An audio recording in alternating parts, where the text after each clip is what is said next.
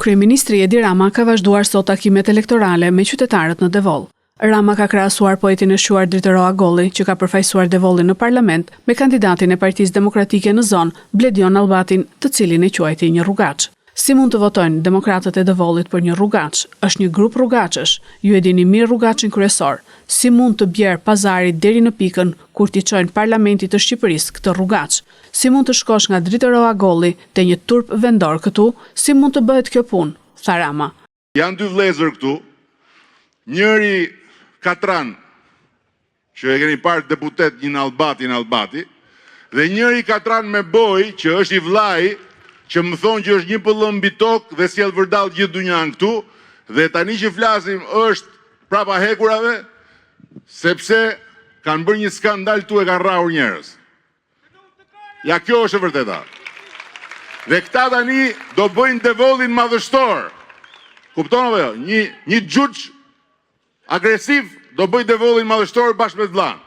Kurse më herët, Kryeministri Edi Rama nga rrjetet sociale u kërkoi përsëri emigrantëve në Greqi që të marrin zarfet në post për të votuar në zgjedhjet e 11 majit.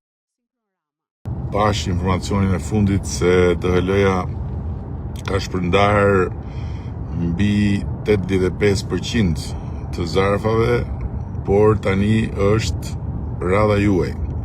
Është radha juaj shqiptar të Greqisë të regjistruar për 11 majin që ato zarfa t'i ktheni për t'i dërguar në Shqipëri.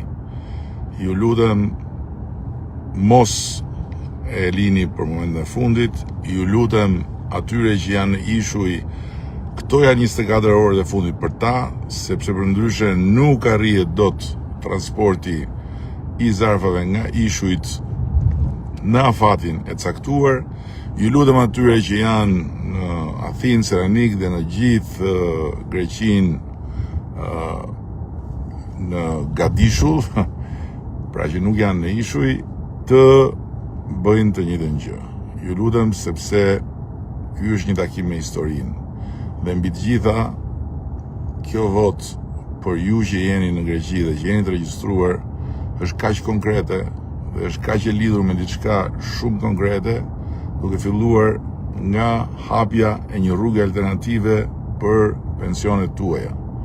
Ju lutem, zarfin mbrapsht drejt Tiranës me pesën për Shqipërinë, me BE-n në Europë, për Shqipërinë e re europiane, për shpresën europiane dhe amanetin europian të shqiptarëve,